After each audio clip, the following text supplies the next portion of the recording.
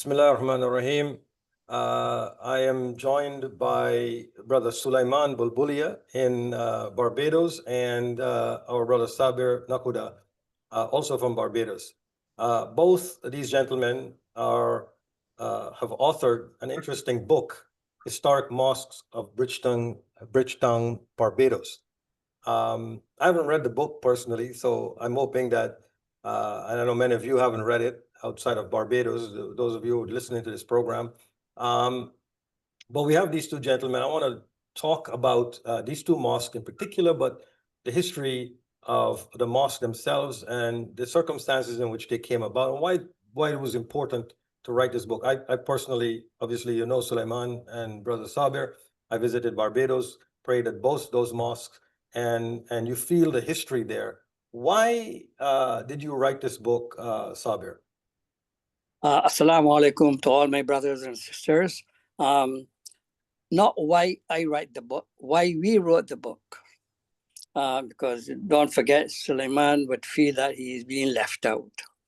I think one of the reasons is that it is very important for this generation and also the future generation to know the history and the struggle that our ancestors, our forefathers made, especially under the circumstances when they were the economic situation was very dire in Barbados. They were under colonialism, and so they always had that urge and that yearning to have a mosque. Of course, as you know, Muslims, as fish cannot live without water, Muslims cannot live without a mosque. And so, although they were praying in their homes and they were getting together in somebody's home on Jummah Day and so on, but that yearning for mosque was always there. And so, although the circumstances, the financial circumstances was very dire because of the situation, they then, in order to get to meet each other, to perform their salah with Jamaat, I think for them it was very, very important. And so they took that that struggle, and so they decided to save money and so on in order to have a place of worship where they could get together, where marriage can take place with learning and teachings and funerals and other aspects of Islamic life, because mosque is the center of Islamic life. And so they struggled and struggled until they came to the position where they were able then, under the dire circumstances, and I use that word many times because that was the situation at that time, then they saved money, and then when they needed to go to other Caribbean countries like Trinidad and Guyana, they did so, and the people of Trinidad and Guyana readily assisted them, so much so that the ladies in Guyana took off their bangles and the chains and so on and donated to the mosque, the Sobers Lane Masjid or the City Masjid or the Medina Masjid. And so it just shows that it was not only the effort and the desire of the Barbadian Muslim community, but it was also the desire to assist by the Caribbean community like Trinidad and Guyanese Muslims, for which we are very, very grateful. Right. I want to come back to a little bit about the Caribbean dynamics and the links between the Muslim communities in Barbados and in Trinidad and Tobago and in Guyana. But before I get there, I wanted to ask Brother Sulieman, how long did it take? Because I know the date on the Jama Masjid is 1951 and the City Masjid is 1957. But I wanted to ask you, how long did it actually take to build the masjid, to acquire the land, and to build the masjid itself? Sulieman? Assalamu alaikum wa rahmatullah. Thank you, Brother Nazim, for the opportunity to be here with you and with my brother Sabir to discuss this book, which we only launched 2 weeks ago. So I don't think many people would have got the chance to read it at all, but inshallah, you will get the chance. The two masjids in the city, in Bridgetown, as Sabir was mentioning, came about from that yearning to have a place of worship. And as documented by Sabir in his other books, Bengal to Barbados, the first known Muslim came in 1910. And that was from Bengal. And then the Gujaratis came in 1929 and thereafter. So in the 40s, you saw a coming together of Muslims in various homes and so on to pray Jummah, to pray the Salah, and then that kind of spirit to have a masjid. The Sobers Lane Masjid was actually a property that was bought in 1950. And that, along the same time, a property in Kensington New Road was also purchased. And so you had a purchase of a land in Kensington New Road, which is a Jama Masjid, where that is, and then in Sobers Lane, which is a building, a house that was formerly a house, and a number of houses were bought, and a musalla was started there. The Jama Masjid, I believe, only took about 6 to 7 months to complete, maybe a little more, because they cleared the land. The land needed to be filled. The road was actually not a road; it was a rough cart road kind of thing. But the land was also needed to be filled and so on. But they really pushed on it, and the masjid was built from local limestone blocks and so on. It was completed then in January 1951. At that time, the other masjid was the musalla, was the house that was going on for a while. They were doing prayers in the house, and that continued up till the mid-50s. And then they made a decision to tear down the houses and build the masjid in Sobers Lane. I think that project began mid-50s, after 55, 56, and then that came to the final opening in February of 1957. And so we have these two masjids which were in the 50s, starting in the 50s and opening in 51 and 57 respectively. One of the points I wanted to make for your first question, why we wrote the book, I think it's important that we tell our stories. Our stories need to be told. And our new generation and generations to come need to have something that they can go back to and find information. If we don't tell our stories now, it's going to be harder for future generations to find the information. Sabir worked very hard on this, getting this information. It's over a number of years, and there's a lot of it is oral research, and it's interviews with people that have passed on. And he has those on cassette tapes. Now we're digitizing everything. And these are stories that we have to keep, because if we don't tell our story get lost, and we don't know our history. And so it's important that we do that. Yeah. You know, when you look back in the 1950s, across Guyana and the Caribbean, Trinidad, especially Trinidad, Tobago, Guyana, and in Barbados, you know, the level of Islamic literacy with people coming fresh from Bengal to Barbados, you know, was there a cohesive unity? Was there factions or groups or, you know, pulling things apart? What was the orientation and the level of religious literacy in Barbados at the time, in the Muslim community specifically, obviously? So as you know, and even today, you find that the Muslims in Bengal are not so literate as it relates to Islam. You know? And so when the Bengalis first came here, but they have that zeal anyway. So when they came, you know, they had this, what's called the metal suitcase, and they had their Quran and their Musalla, you know, but they didn't have that knowledge. But that did not prevent them from praying their Salat at home, because according to my oral research, and this book really actually is all oral research anyway, they were praying at home. And then on Jummah, they would get together at somebody's home, and they would then pray their Jummah Salah. And after that, they would then spend the whole day, you know, talking about their villages and so on. So there was always that cohesiveness, that unity, you know. So every Jummah, although they were from Monday to from 6 days a week or 5 days a week, but Jummah is a day that they take a day of rest, and they will spend time together. So there was this unity. And then, of course, when the Muslims from India came in 1929, of course, among them was Hufaz. And so they stayed with the Bengalis. And so they even designated a room for Salah. And so then the Gujarati, he was a Hafiz, Sulieman Kasuji, and he would lead the Salah as often as possible, because remember, itinerant training where you work from morning until evening. So maybe they did not pray in Jamaat, Zohar, Asr, and maybe, and maybe Maghrib and Isha and Fajr. But he would leave the Salah. And not only did they do that, because the Gujaratis were more knowledgeable about Islam, they then started to teach the Bengalis the basic Islam, the basic philosophy of Islam. And so after work, and you had this lamp, kerosene lamp, and they would use that and teach the Bengalis more about Islam and so on. So Bengalis also became more knowledgeable, more punctual in their prayer, because Gujaratis were doing that too. So there were this unity first among the Bengalis themselves. They were very conscious of their prayer, although many of them married to Barbadian women who remained Christians, right? But yet none of the Bengalis ever became Christian or give up their faith. And so when the Gujaratis came, it was even,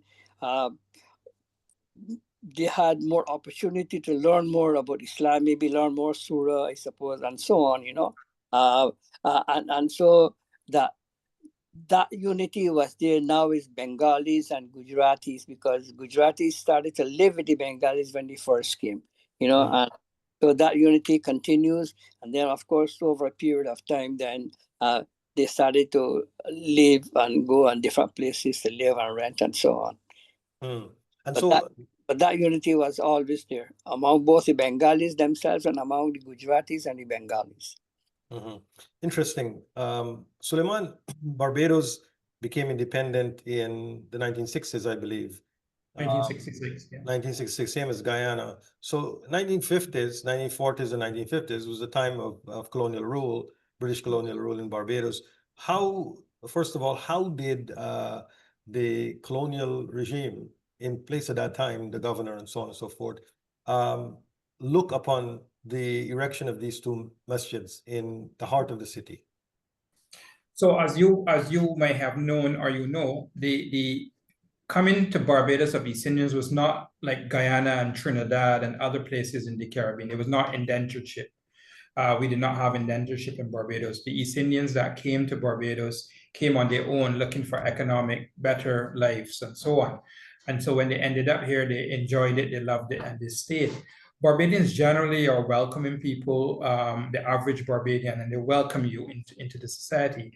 At the higher echelons, the white planter class, the colonialists, may not look on you the same way, but the general Barbadian population was very welcoming. And especially by the nature of the business that the East Indian did when they came and they started the itinerant trading.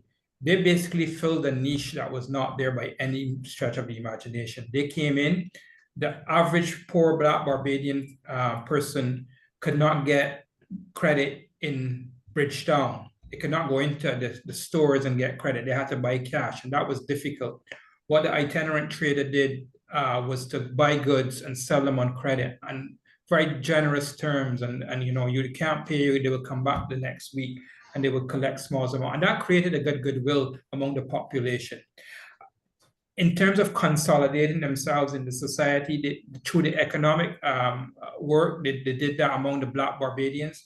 It did cause furor among the white Barbadian planter class to some extent in the economics. They did complain about that.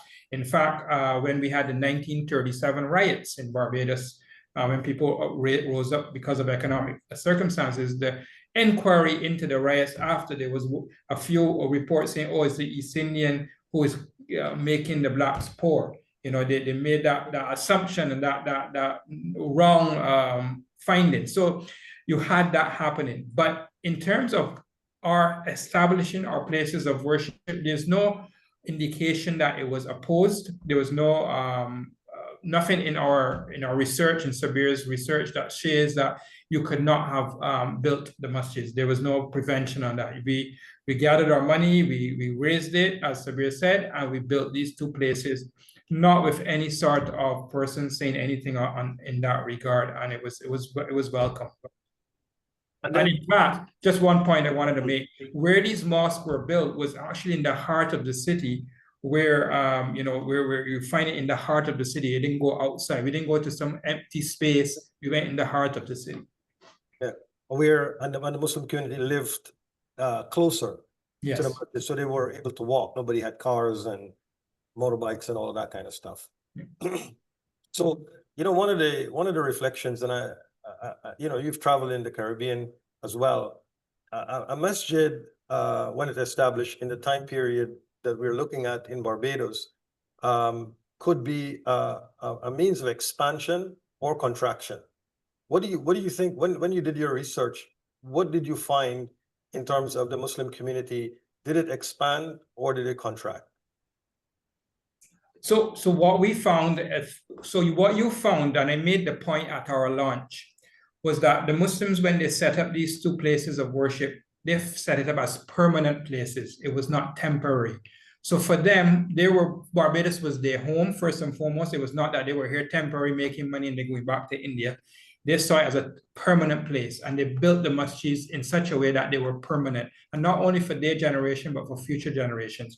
Yes, there was an expansion happening in the Muslim community, but primarily by those coming in, by those migrating to Barbados. So you saw from the 1930s right up to the 60s, 70s, 80s, Muslims still coming from Gujarat.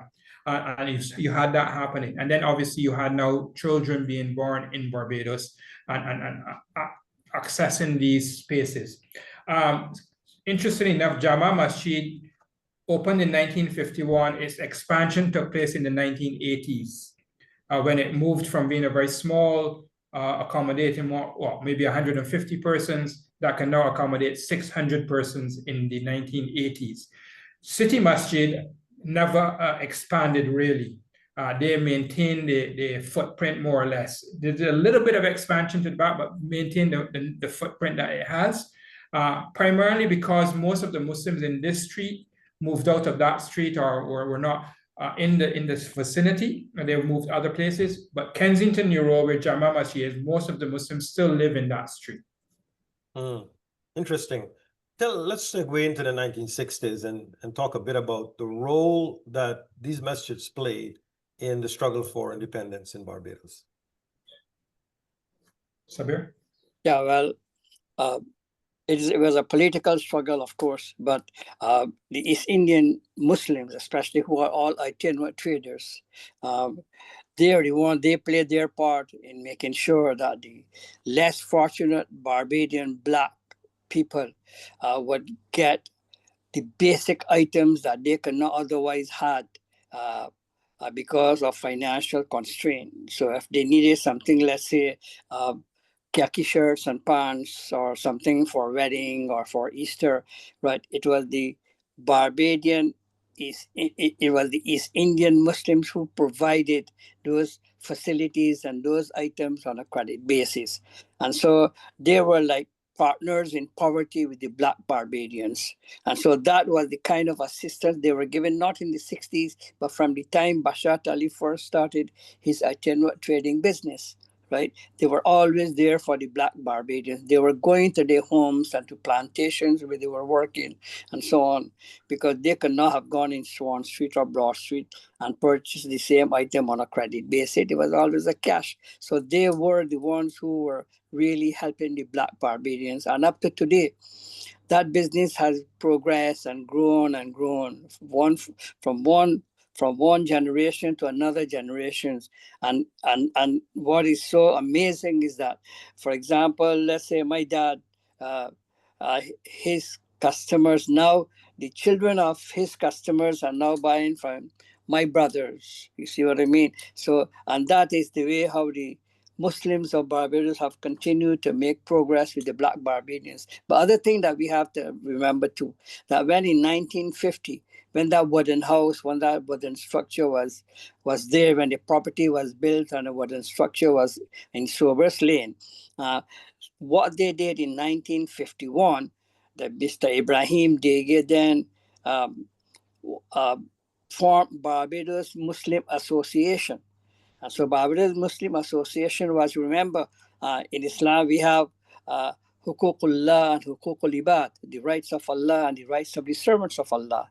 So they did not have that place, that boarded home for as a musalla to pray Salah and to remember the Lord, but at the same time to remember their fellow brothers too.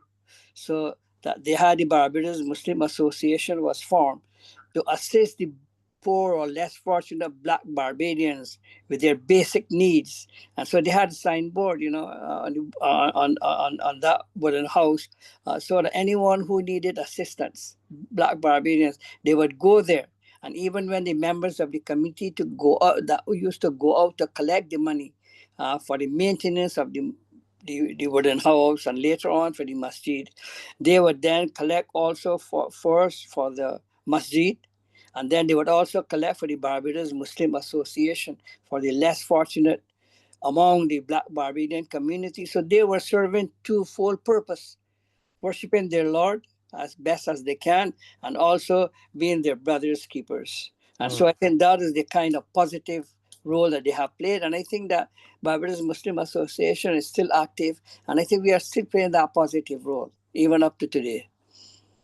And another point to note, Nazim, go another ahead. point to note on independence, and it's interesting to note this, that when independence came in 1966, Muslims in Barbados did not leave. You had the opportunity to keep your British passport or go to England or go somewhere else. They did not leave. They were comfortable in giving up that British identity and taking a Barbadian identity and passport. And I think that is driven a lot by the fact that we had places of worship. We were welcome. We were given. We were like Barbadians. Even though we were migrants from India, they did not leave. Whereas in some countries, you hear of the exodus of people. I mean, even in Barbados, there is that some whites left when Barbados became independent. They left and went to Australia and other places. The Muslim community did not. They stood and they became Barbadians in 1966, having a Barbados passport. The other thing too, let me add to, is that then the Barbados Muslim Association, they went to Errol Barrow, the first Prime Minister of Barbados, and asked him, what can we do for the Barbados independence? What gift can we give? They went. And he says, well, look, I would like to get a cabinet table, but made of mahogany. And so they got one of those old joiner, you call them, right? To make a mahogany cabinet table, and then present it to the government and the people of Barbados. And that cabinet table is still being used up to today. So that was the gift from the Barbados Muslim community to the government and people of Barbados. And the other thing you must remember too, that while the two mosques was built in the 50s, the Muslim population was no more than 100. And yet they made all these tremendous sacrifices and effort, right, to make sure that they are here in Barbados to stay, and Barbados is their home, and they are going to play their positive role in making Barbados a better place for themselves, for their children, and for all Barbadians. And when they would deliver the sermon at the masjid, in what language would they deliver the service? The Jummah khutbah, for example. So all the two main masjids in the city and the two on the outside of the city since the 1980s, they do on the minbar, they do the khutbah in Arabic. They would either read from a book. The younger now, Maulanas and Sheikhs, they would prepare their own khutbah in Arabic. So on the minbar is in Arabic, either from a book or they will prepare it themselves. What has become a norm now, not happening before, I believe, but norm now is that you have an English talk before the khutbah on the minbar.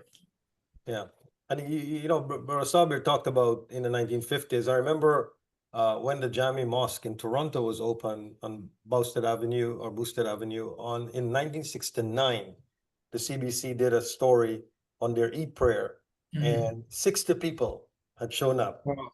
And the CBC was amazed that 60 people had showed up for the Eid celebration at Jami Mosque, this downtown masjid.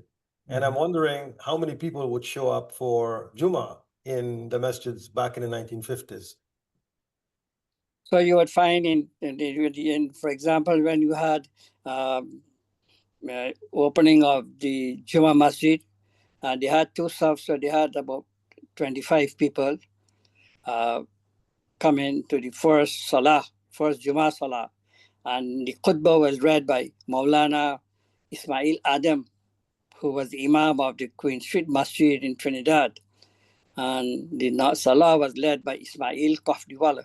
So it just shows the amount of people that we have had at that time. And then when Sober's Lane was opened, of course, it was opened by Jalil from Trinidad, and they had a representative from Trinidad and Guyana and so on. Again, they had maybe over 30 people come into the Salah at the opening, and it was Asr time in 1957 on February the 8th or whatever it is.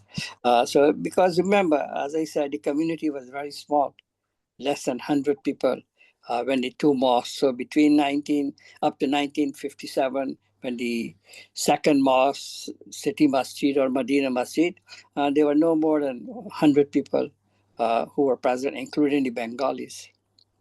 One of the unique features, Brother Sulieman, in Guyana and Barbados is the role of transnational missionaries, or da'i, as we say in Arabic. In most respected, His Eminence Maulana Siddiq, Maulana Alim Siddiqui, his son-in-laws, these people were transnational missionaries that anchored our communities in Trinidad and Guyana. And I was wondering what role, if any, transnational missionaries played in Barbados. So you would have had that happening from the mid-60s onwards. So we had happening in Barbados from the mid-60s, you had the arrival to the Jama Masjid of Maulana Yusuf Pipwala. So he came as a younger person to teach and lead the prayers in Jama Masjid in 1965, I believe it was. And when he came, he brought the Tabligh Jamaat ideology to Barbados. And he really built that Tabligh Jamaat movement in Barbados from the Jama Masjid, and then spread it to the City Masjid and around. And they also then took it into the other Caribbean territories, Guyana, Suriname, Trinidad. He's credited for really introducing the Tabligh movement in the area. So with him coming, you had that transnational movement of Muslims coming up in the 70s and 80s. And so you had that happening. What is unique also for Barbados and the Jama and the City Masjid especially was that you had a young Barbadian, Dawood Abdul Haq, becoming Muslim in the early 70s, maybe the late 60s. And that was at the hands of Muhammad Degia, who had invited scholars like you just mentioned to come to Barbados to a conference here. And they came, and he was very interested in Islam. He became Muslim. He went on to the Medina to study, and then he came back in the mid part of the 70s and was functioning at the City Masjid for a little bit, teaching Arabic and even leading the prayers at that time. And he engaged a lot in dawah. He was one of the first Black Barbadian, Afro-Barbadian Muslims engaging in dawah and calling people to Islam. And that happened at this masjid. Our book does document some friction with his work that he was doing, because he then began to clash with that East Indian ideology of what Islam should look like, and not necessarily, and also the prevention of women from coming to the masjid, which is still predominant in these two masjids especially. So that became a point of friction. And then he moved away from here to start the Islamic Teaching Center, and you now have the Islamic Teaching Center, which came about in the 70s. And of course, he came to Guyana and spent several years here. We benefited from his knowledge as well and his teaching. He was one of the regional transnational missionaries serving both in Guyana and in Trinidad before he moved to Bahamas. And then from Bahamas, he is now residing in the United States, which you can find that information and interviews with him on the ahmedehwaz.com documentation site.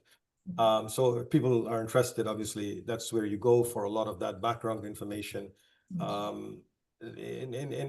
Basically, Dawood was obviously an interesting teacher and interesting scholar who basically exposed a lot of that internal contradiction in Barbadian society. What is the situation like there now at these two masjids in terms of women participation in the functioning of the masjid and the prayer that takes place on a daily basis in the masjid? So still no access for females to the two masjids. Back in the 2018, there was attempts to, I mean, over the years, there have been a number of petitions and people having conversations around how do we have space for our females in the masjids. 2018 saw a concerted effort to have the management of the masjids, change their position to have facilities for sisters. That did not go down well with the management of the masjid, so that did not happen. What they did do in Jama Masjid was to create a space, not in the masjid, but outside of the masjid, opposite the masjid, for females. And what was happening, because what they were finding was that a number of Muslim tourists were now coming to Barbados. Families were asking where we can go for Jummah. They are accustomed praying the Jummah together as a family. They turn up at the masjid for Friday Jummah, and they're told women cannot come in. And what we had was some very embarrassing situations where either they had to stay in the car, go by a neighbor's home, Muslim neighbor's home to sit. So they created a facility, but not connected to the masjid. So Wesleyan, small facility also, because some sisters started to come, but not again connected. It's a separate room that you go pray and you leave. So that still exists. I mean, the argument that is used by the management of these two masjids is that it's hard to put a facility after the fact. But I mean, it's something that can be done once there's the intention for it. But also, let me also add that now, because we have An-Nur Masjid in Cave Hill, where there are facilities for ladies to come and say their prayer.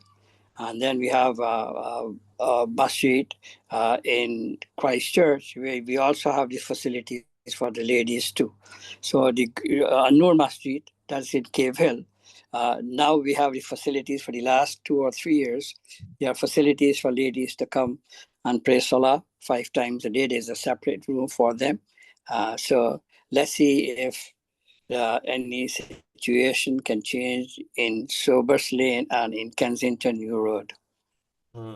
Gentlemen, this was a spirited and interesting conversation, sort of a historical tour, going back to the building of these two historic mosques in Barbados.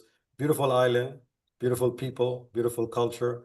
And those of you who are listening, please visit. Sulieman has been an intrepid traveler in the Caribbean, going from island to island. He knows the Caribbean very well. And do drop him an email if you come in to visit the island, and he can tell you where to get the best halal food. And thank you so much, both of you, for joining me today. Take care. Thank you. Jazakallah. Jazakallah.